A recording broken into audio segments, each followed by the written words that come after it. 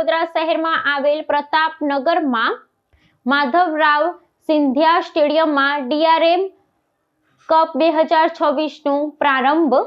રેલવેની 16 ટીમો વચ્ચે જામશે ક્રિકેટનો જંગ. પશ્ચિમ રેલવેના વડોદરા વિભાગ દ્વારા કર્મચારીઓના સ્વાસ્થ્ય અને ટીમ ભાવનાને પ્રોત્સાહન આપવા માટે આયોજિત ડીઆરએમ કપ 2026 ક્રિકેટ ટુર્નામેન્ટનો આજ રોજ વિધિવત પ્રારંભ થયો છે. વડોદરાના પ્રતાપનગર વિસ્તારમાં આવેલા ઐતિહાસિક માધવરાવ સિંધિયા ક્રિકેટ સ્ટેડિયમ ખાતે વડોદરા મંડળના રેલવે પ્રબંધક રાજુ ભડકેના હસ્તે આ સ્પર્ધાનું ઉદ્ઘાટન કરવામાં આવ્યું હતું.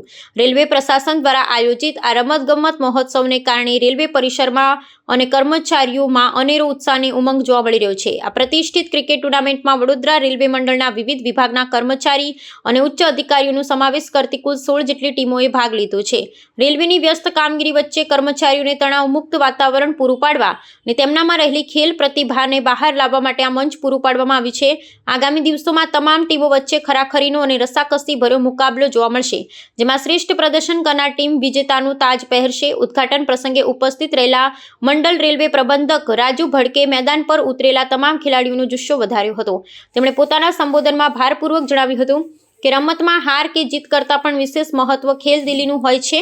તેમણે તમામ સ્પર્ધકોને સંપૂર્ણ નિષ્ઠા, સમર્પણ અને સાચી રમત ભાવના સાથે પ્રદર્શન કરવા માટે અનુરોધ કર્યો હતો. આ પ્રકારના આયોજનો રેલવેના વિવિધ વિભાગો વચ્ચેના આંતરિક સંકલન અને સૌહાર્દને વધુ મજબૂત બનાવશે તેવી આશા પણ તેમણે વ્યક્ત કરી હતી.